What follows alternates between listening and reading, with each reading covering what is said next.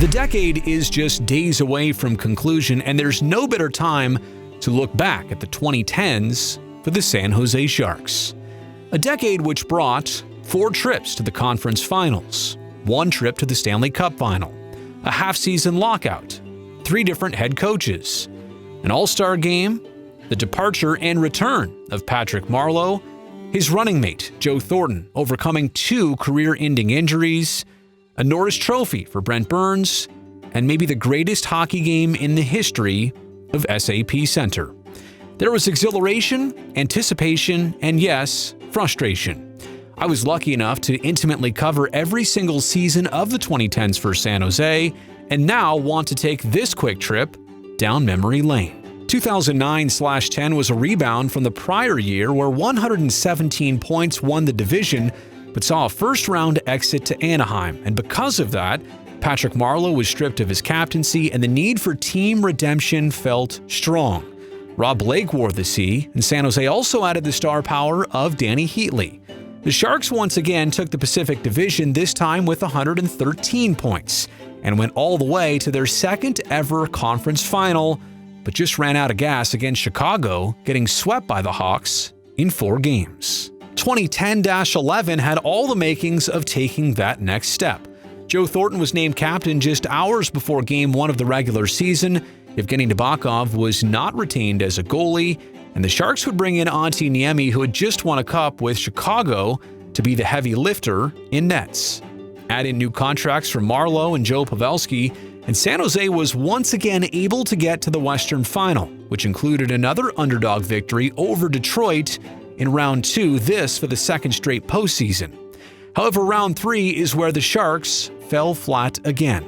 This time, injuries took their toll in a 5-game series loss to Vancouver. 2011/12 started off with some dramatic offseason turns.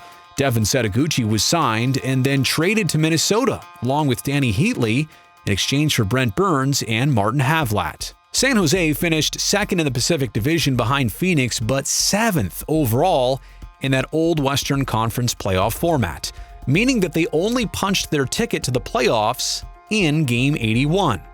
And then in the second season, St. Louis dominated Round 1, winning 4-1, capping off a regular season with just enough that went nowhere in the playoffs. 2012/13 was a season some predicted may never even happen. Due to the NHL lockout, the schedule, which usually starts in October, only began in January. Eastern and Western teams, they never even saw each other in a condensed 48-game sprint to the finish that felt rushed from beginning to end. San Jose actually started 7-0 that season, but only ended up winning 25 games total, finishing 3rd in the division and 6th in the conference. Before the deadline, fan favorite Ryan Clough was traded to New York, Raffi Torres was brought in from Phoenix, and Scott Hannon came back from the Nashville Predators. San Jose clinched their playoff spot in the very last game and swept a very heavy Canucks club in Round 1. Things were looking strong heading towards Round 2 until San Jose lost in 7 games against the Kings, falling victim to a horrible suspension against Raffi Torres, and Los Angeles ended San Jose's season. 2013-14 saw the Sharks make the playoffs for a 10th consecutive season, and by all accounts, they were poised for another deep playoff run. Their 51-win regular season saw Joe Pavelski hit 41 goals. Joe Thornton had 65 assists, while Burns, Logan Couture, Dan Boyle, Marc-Edouard Vlasic, Brad Stewart, and Jason Demers were all regular contributors, among others. The Sharks' playoff rivalry with the Kings was hotter than ever as they matched up for the 3rd time in 4 years. San Jose took all of the first 3 games in Round 1 and looked ready to make quick work of Los Angeles.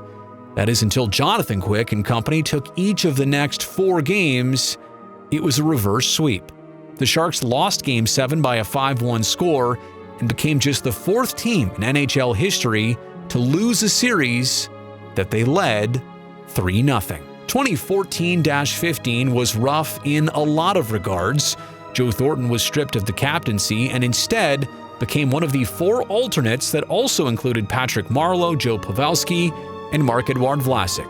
With no captain, the team still felt like it had some after effects of that infamous reverse sweep. And the Sharks, they didn't even crack 90 points in the standings that year. Todd McLellan was the coach for what would be his last season. The team didn't make the playoffs for the first time since 2003. 2015-16 started with Pete DeBoer's tenure behind the bench. And one of his first moves in training camp was to clear up the captain's vacancy, giving the role to Joe Pavelski. An obvious yet perfect choice at that time. It was the Sharks' 25th season of existence, but for most of the winter months, the season kind of felt pedestrian.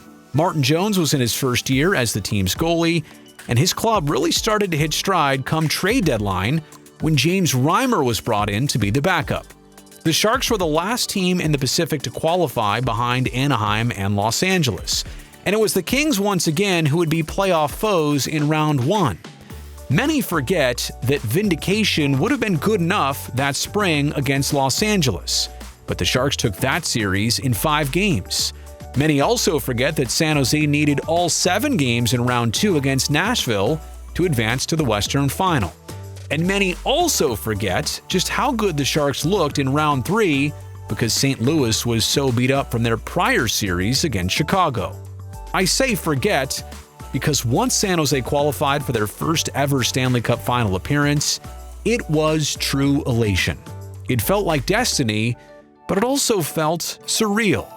Unfortunately, it felt terrible in the end, as a Stanley Cup was won at SAP Center by Sidney Crosby and the Pittsburgh Penguins. 2016-17 felt like the Sharks could do some damage, even despite their quickest summer ever. It was amazing how fast training camp came around after the Sharks were one of the final 2 teams remaining. They returned so many key players from the Stanley Cup Final experience, and the thought was going that far would only help them do great things from what they had gained. Things started out pretty respectable in October and November before the team went 18-4-1 across December and January. They slumped hard in February and March, tallying only 11 wins before turning things around into April. That is, until Joe Thornton got hurt with 3 games left in the regular season. That was on the heels of a puck that Logan Couture took to his mouth in late March. Not a good omen for what was to come in the playoffs, as the Sharks were dismissed by their old coach, Todd McLellan, and the Oilers in 6 games. 2017-18 was the first time many Sharks fans saw their team without the services of Patrick Marleau. He had become a free agent and signed with Toronto the prior summer. A lot of talented Sharks took big steps in this season to replace Mr. Shark, including Tomas Hertl, Chris Tierney, Kevin Labanc, and Timo Meier.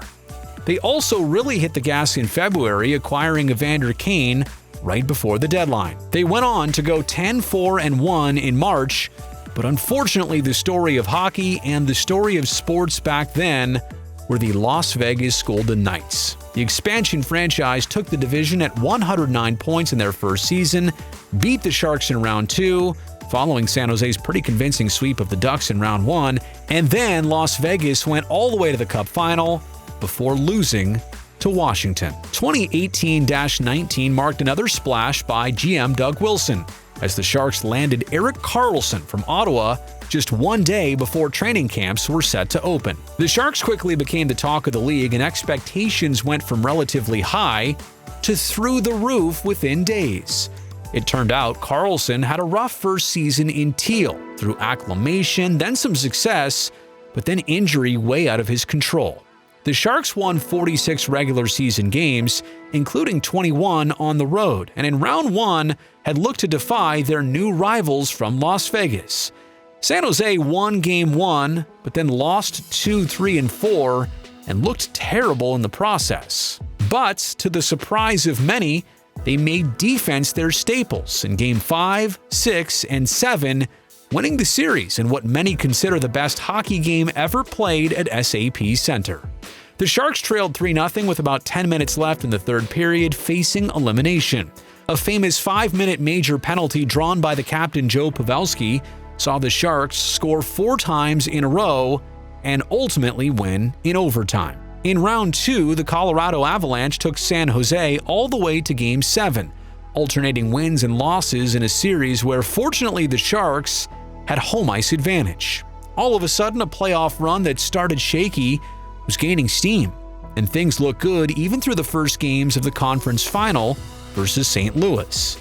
San Jose took a controversial 2-1 series lead after Game 3, but that was the last time they won in that playoffs. The Blues had the NHL's worst record in January of 2019, but by June, they were Stanley Cup champions. And that's kind of a fitting way to end it here because this current Shark season will conclude actually in the next decade. But it has already brought us tremendous highs and lows that grab your attention. The departure of Joe Pavelski, the captaincy of Logan Couture, the return of Patrick Marleau, the firing of Pete DeBoer, and San Jose's now first interim head coach in a very long time. What do the next couple months bring? What do the next couple years bring? But then again, who could have expected anything that happened in the last decade and how it would have gone?